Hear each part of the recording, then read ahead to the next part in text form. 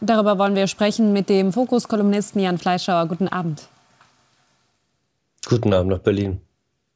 Ja, als hätte die Politik nicht genug Vertrauen in den letzten Jahren verspielt. Gibt es jetzt noch Theater um die Vertrauensfrage? Können Sie das nachvollziehen?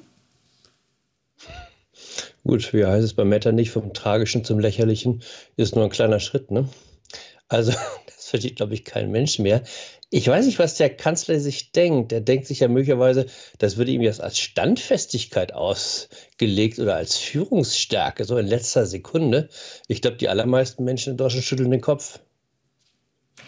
Nun drückt ja Friedrich Merz, der auch gelegentlich den Kopf dabei schüttelt, nicht ohne Grund auch ein bisschen aufs Tempo. Er hat nämlich in den Umfragen wirklich gute Werte. Nur mit wem will er denn koalieren, wenn wir mal nach vorne schauen? Hat CSU-Chef Söder, und da sind Sie näher dran, in Pullach in Bayern, ihm mit seinem Ausschluss der Grünen-Koalition womöglich einen Bärendienst erwiesen?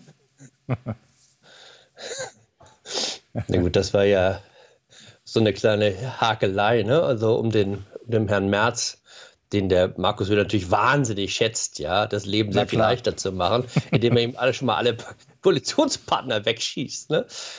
Na gut, das ist natürlich, da steht am Ende, irgendein Koalitionspartner braucht dann auch ein mutmaßlicher Kanzler Merz, und das wird dann wieder die SPD sein. Aber die interessante Frage ist ja, ist das eine SPD mit oder ohne Olaf Scholz? Und da gab es ja so ein bisschen Bewegung heute, wenn ich es richtig gesehen habe. Also die ersten Abgeordneten ausgerechnet aus Hamburg, aus der Bürgerschaft, also seinem Landesverband, sagen also, ja, vielleicht doch keine so gute Idee, wieder mit Olaf Scholz ins Rennen zu ziehen. Also es heißt, es gibt in Teilen der SPD noch sowas wie den Überlebensinstinkt und nicht nur Kadavergehorsam. Ja, so jetzt blicken wir noch mal auf die FDP. Im Moment, nach aktuellen Umfragen, wäre sie raus aus dem Bundestag. Was muss sie denn machen in den kommenden Monaten, um wieder in den Bundestag zu kommen? Lindner will ja sogar in die Regierung. Gut, da ist möglicherweise jetzt der zweite Schritt vor dem ersten gemacht, ne? Mit solchen Erklärungen. Ja, 3,6% ist natürlich bitter. Insofern, ich finde, das spricht eher für die FDP, eben nicht auf Zeit gespielt zu haben. Das war ja die Überlegung aller anderen in der Ampel, ne? Also irgendwie bis zum September durchhalten und dann hoffen, dass die Lage sich wieder lichtet und es irgendwie heiterer wird und besser wird und den Leuten wieder irgendwie sich erwärmen für die Ampel. Da hat jetzt die FDP gesagt, nee, das machen wir nicht mehr mit.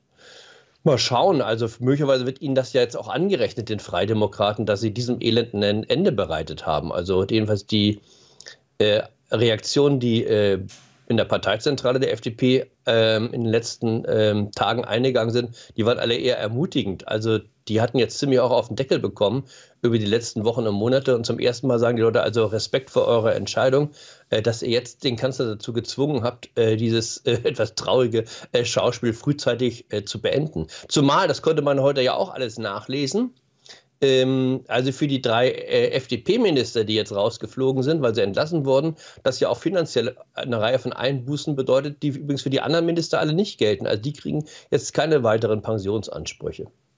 Ja, außer Volker Wissing natürlich. Der hat sich da wirklich in die Büsche geschlagen. Ja, Dankeschön. Jan Fleischhauer.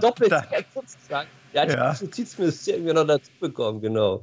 2 Ministerien und noch die Pensionsansprüche. Jan Fleischhauer, Dankeschön, Herr Pullach. Danke auch. Tschüss.